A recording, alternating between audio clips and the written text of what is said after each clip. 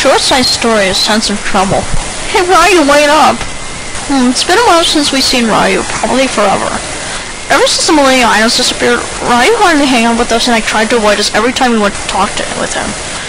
What could possibly be wrong with him? I thought that maybe after the Millennium Items were gone, Ryu would have been more cheery and more comfortable around us. I only remember that the last time we ever spoke properly to each other is when Ryu said we should call him by his first name instead of his surname. I never forgot that day how he reacted. It was after school and I was hanging out with my friends as usual, showing the latest booster pack of Duel Monsters. Joey was a high interest in Duel Monsters and Tay interest and grew excited as I swung warmly at his amusement. Yeah, even though the Pharaoh is no longer with us, we still remain as friends, as you can see. Every once in a while we think about him. We all miss him very much. Tristan and Joey eventually accepted the loss of our friend after a few days, but they sometimes recall the good times we had with him. Tay, on the other hand, took a long time to accept this. Sometimes I wonder that something tells me that she's scared about him. Well, maybe loved him, but not as much as I. I've been with him for a long time before they know the Pharaoh. Joey, Tristan, and Tay understands it hurts even more, for I've been very close for him the first time ever since the Millennium Puzzle. Well, Atem was like a brother to me at times, like the father I never had. He changed my life. He taught me to be myself and how to boost my confidence. He gave me friends, many friends. I'll never forget everything he taught me. Hey Bakura, how are you? Huh? I looked up as Joey called out to the familiar boy in white hair. Ryu was just passing by with his handbag beside him, turned swiftly to our direction. When he walked toward us and got up close, along with his usual smile, I noticed that one of his eyelids was twitching.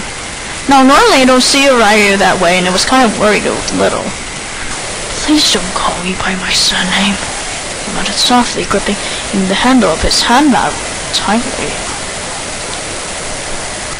What? Why? I asked, concerned. Ryu then lowered his head the moment I said that, his front white locks shadowing his brown eyes.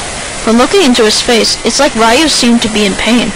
I don't want to talk about it ever since, well, anyway, just don't call me by that, if that's okay with you guys. I feel more comfortable if you call me by my first name, so for now on just call me Ryu, right? No offense.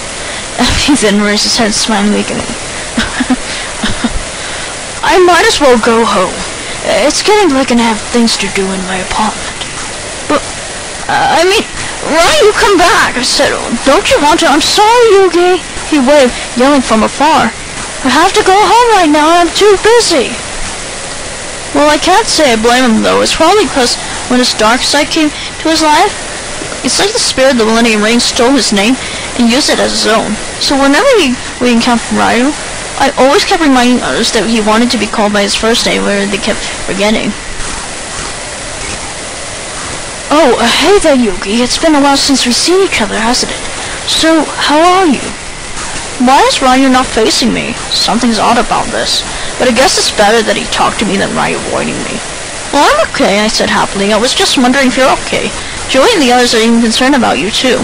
It's just, you've been really hanging out with us after the Pharaoh and the other... well, at least, your other half is gone. Plus, you seem pretty quiet when you're in school. I frowned and turned my voice into a whisper.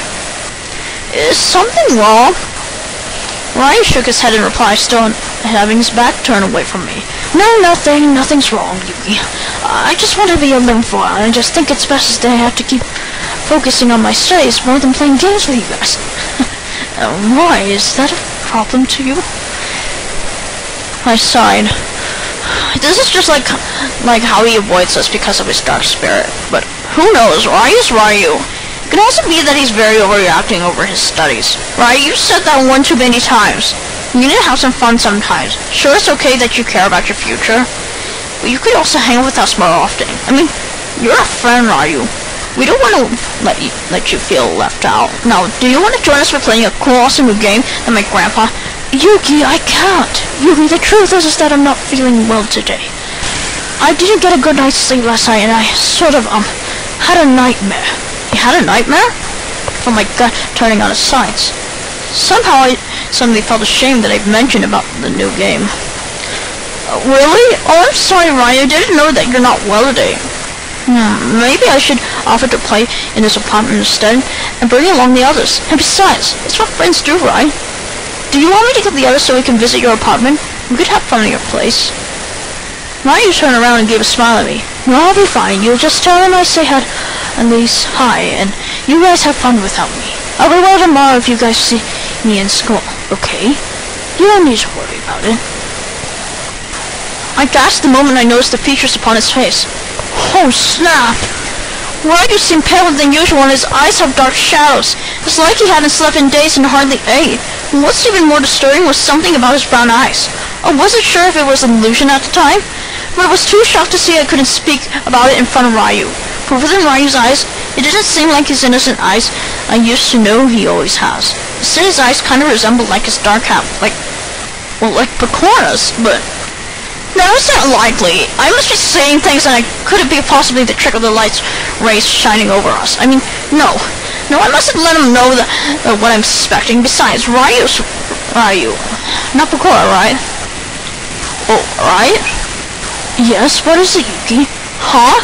I shook out of my thoughts, realizing I was holding Ryu's sleeve. Wait, what am I doing again? Oh, never mind. I chuckled, racing him quickly. I guess it's nothing. I thought for a second I thought I saw something strange. Oh well, I just hope you feel better, that's all, and if something's wrong, let us know, alright? Ryu nodded silently, gave one return, way before I turned back to my friends, all sitting under a tree.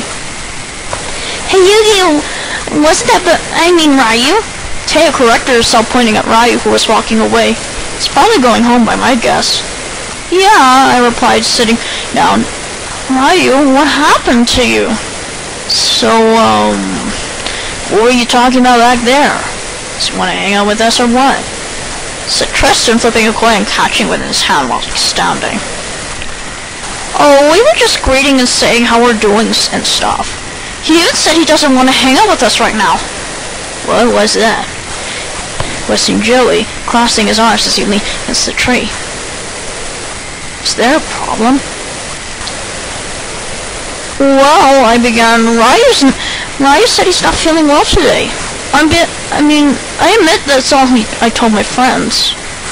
I didn't want them to know about Ryu having a nightmare. It could probably scare them a bit. He's not well? Said Taya. Oh, that's too bad. Poor Ryu. Yeah, I muttered. Ryu's not acting well and there's definitely something strange.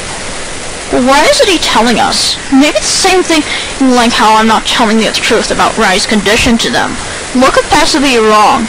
I sighed, sliding down in the grass as I spaced out at the bright blue sky. Whatever it is, hopefully Ryu will be promised to be well by tomorrow in school.